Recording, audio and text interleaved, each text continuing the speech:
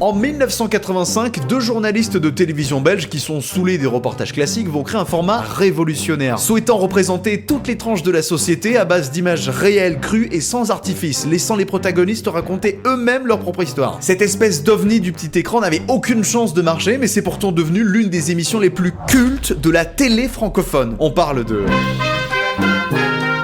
striptease, messieurs dames, mais quel énorme classique nous avons face à nous aujourd'hui. 30 ans d'antenne, 850 épisodes et des séquences absolument historiques. Mais justement, qu'est-ce qu'ils sont devenus les gens qui sont passés là-dedans? On va répondre à la question aujourd'hui et je peux vous dire une chose, vous n'êtes pas au bout de vos surprises. Surtout avec l'histoire de la soucoupe là. Laissez un like et abonnez-vous pour soutenir le contenu et on est parti. Docteur Lulu. On attaque avec du très très lourd, messieurs dames. Je vous présente Lucien Samary alias Docteur Lulu. Il a une cinquantaine d'années à l'époque du reportage. Il vit dans le 13e arrondissement de Paris et il est médecin autodidacte. Oui. Bon, palpitant les bons, seulement c'est les poumons. Il soigne des potes à lui, souvent des SDF dont il s'occupe sur son temps libre. Ça se passe dans son salon avec des traitements à base d'antibiotiques dans le vin rouge. Allez, on va tuer une microbe, hein. Et surtout des diagnostics hyper alarmistes. Moi, ce que j'ai peur, c'est qui c'est qui passe un cancer.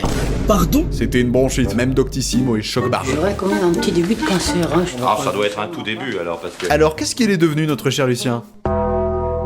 Ah, ouais, après l'épisode, il va continuer à faire de la médecine do it yourself un petit peu dans son coin pendant quelques années avant de nous quitter en 1999. Et c'est pour ça que je voulais commencer avec le Docteur Lulu, c'est pour vous prévenir de quelque chose. On va croiser pas mal de fantômes au cours de cette vidéo. Bah ouais, l'émission elle a 30 ans, donc il y a des gens qui ont eu le temps d'y passer, hein. Donc je vous préviens, cette vidéo est sponsorisée par l'inéluctable conclusion de la vie. Merci beaucoup à eux, on les embrasse. Et autre chose, Docteur Lulu, il était pas du tout représentatif de l'émission dans son ensemble en fait. Des personnages excentriques, perchés, dans leur délire un petit peu comme lui, c'était pas du tout la majorité de ce qu'on pouvait retrouver à l'intérieur. On a l'impression que c'est le cas dans tous les épisodes, mais en fait pas du tout. Sur les 850 épisodes de striptease qu'on a eu, le concept c'était de représenter la société par tous les bouts possibles. Donc on a eu des profils avec des gens normaux entre guillemets, des ouvriers, des riches, des vieux, des juges, des flics, bref absolument tout ce que vous voulez. Mais trouver des gens tarés juste pour se moquer de gratos, c'était pas vraiment le concept original du truc. Par contre, quand ils ont trouvé des phénomènes, ils ont fait très fort, comme par exemple 135,3 décibels. Cet épisode est diffusé pour la toute première fois le 1er janvier 2000 et met à l'honneur Christophe, un habitant de Douai dans le nord de la France avec sa femme et ses deux enfants. Et ce mec, c'est le Jackie Tuning originel. Pas terre, tu vas voir si c'est mis qu'à copier sur Oscarette. Mais dans l'épisode, vous avez absolument tout le package du cliché du Jackie Tuning du nord de la France. L'accent du nord, la sono avec la grosse techno dans la voiture, les tatouages, le langage raffiné. Pute, je vais m'en occuper de son corps. Christophe, c'est un gars qui roule pas forcément sur l'or, mais il consacre toute sa vie et tout son temps libre pour retaper sa vieille Renault 21 Turbo. Avec un seul objectif, il calait à l'intérieur la plus grosse sono pour aller faire péter les décibels sur les rassemblements du dimanche. Même s'il se fera éclater avec un score un petit peu miteux qui donnera d'ailleurs son nom à l'épisode. Alors on a eu un 135.3, ce qui est pas mal, hein. Aïe aïe aïe aïe aïe, terrible. Après l'émission, on n'aura pas de nouvelles de lui jusqu'au milieu des années 2010, où l'émission sera diffusée pour la première fois sur YouTube, ce qui lui permettra de devenir un mème avec cet extrait. Olivier! Oh! Olivier! Tu vas me niquer la batterie! Et avec ce buzz, Christophe, il va être un petit peu interviewé à droite à gauche, qui nous permettra d'apprendre plusieurs choses. Déjà, la première, c'est qu'il va très très bien. Pas très loin de la cinquantaine, il vit toujours une petite vie tranquille, malgré un changement assez important au cours de sa vie, puisqu'il déménagera de Douai et son nord natal pour déménager à Annecy. Et sa Renault 21 Turbo malheureusement connaîtra un destin absolument funeste. Il sera contraint de l'envoyer à la casse suite à un terrible accident qui abîmera le véhicule dans son intégralité. Accident qui a été provoqué par son beau-frère du nom de Olivier. Oui, cet Olivier sera finalement responsable de la mort de l'auto. C'est une conclusion absolument dramatique. Tu vas me niquer la batterie! Putain, si c'est que la batterie qu'il allait niquer, Olivier, on serait pas là.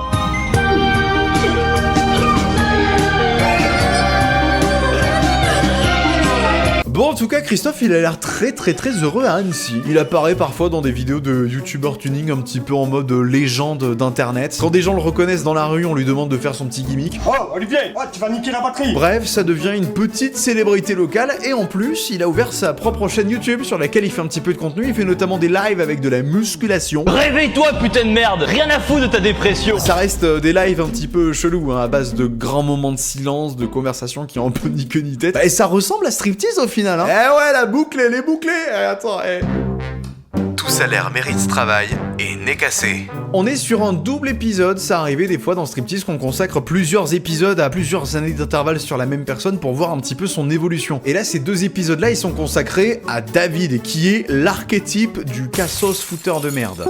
Il a mené une véritable vie de paria. David, né dans une famille dysfonctionnelle entre alcoolisme et violence, connaîtra dans sa jeunesse échecs scolaires et délinquance. En marge du système, il commencera néanmoins sa vie d'adulte dans un foyer de jeunes travailleurs qui l'accueillera pour lui donner sa chance.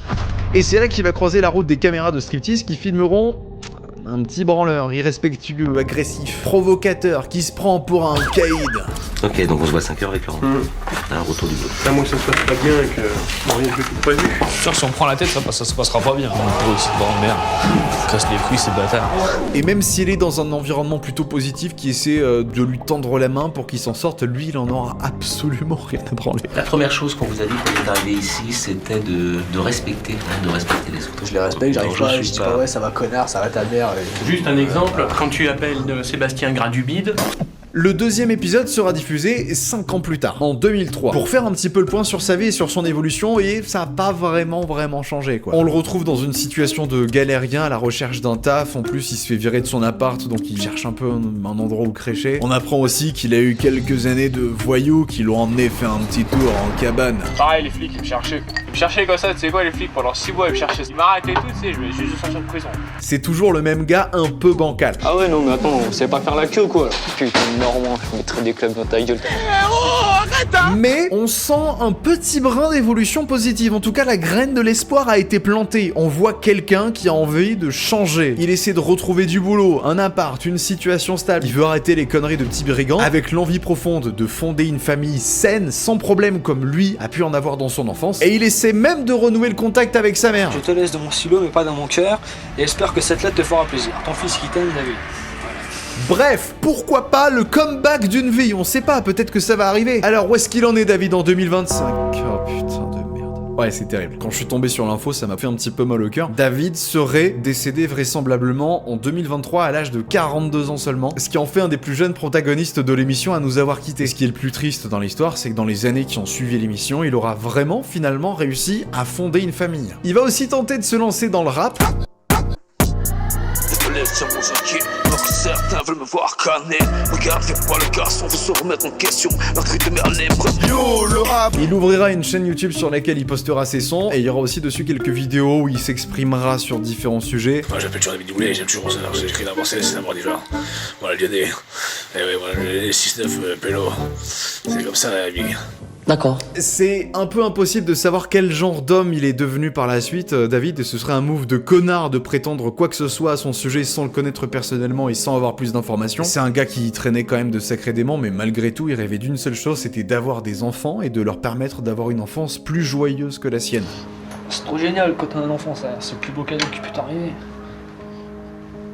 Je réponds à Pierre Indine, en tout cas. David a eu 3 enfants, et je veux sincèrement croire qu'il a fait de son mieux.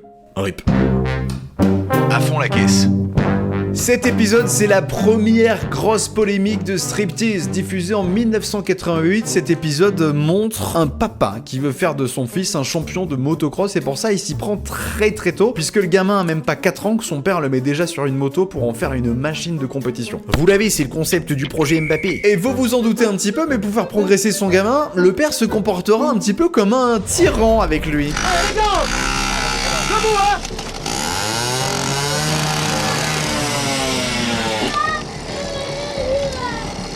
Alors, tu remontes, hein.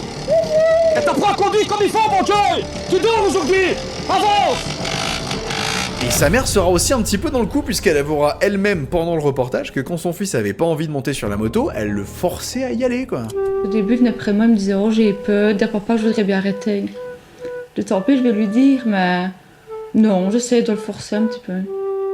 Et ça, quand ça passe en Belgique à la télévision, ça passe absolument pas du tout aux yeux des téléspectateurs qui vont envoyer des centaines et des milliers de lettres à la RTBF pour se plaindre de la situation. Et ça va même faire un espèce de remue-ménage politique qui va arriver jusqu'au Parlement en Belgique. Ils vont discuter pour la réglementation des courses de mini-moto pour les gamins. Bref, ça crée une véritable polémique nationale à l'époque. Et le gamin, qu'est-ce qu'il est devenu dans tout ça? Sûrement qu'il a envoyé chier son père pour arrêter de faire de la moto et prendre maintenant ses propres décisions de vie et décider lui-même de son destin.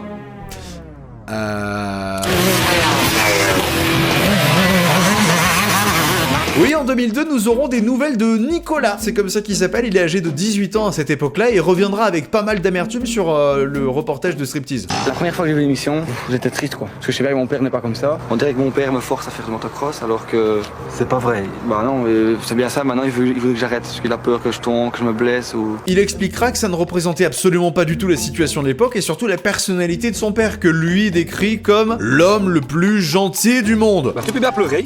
Quand on pleure, c'est qu'on roule mal. Et t'apprends à conduire comme il faut, mon Dieu! Tu dors aujourd'hui! Et il reprochera au réalisateur de l'épisode d'avoir un petit peu trop orienté les choses, en demandant notamment à son père de forcer un petit peu le trait de l'entraîneur tyrannique, une règle que son père a trop respectée selon lui. Allez, joue avec tes gaz! Lâche ton frein, mets les gaz dans l'air! Allez, c'est bon! Pousse-toi, allez, bon Dieu! Allez, vas-y!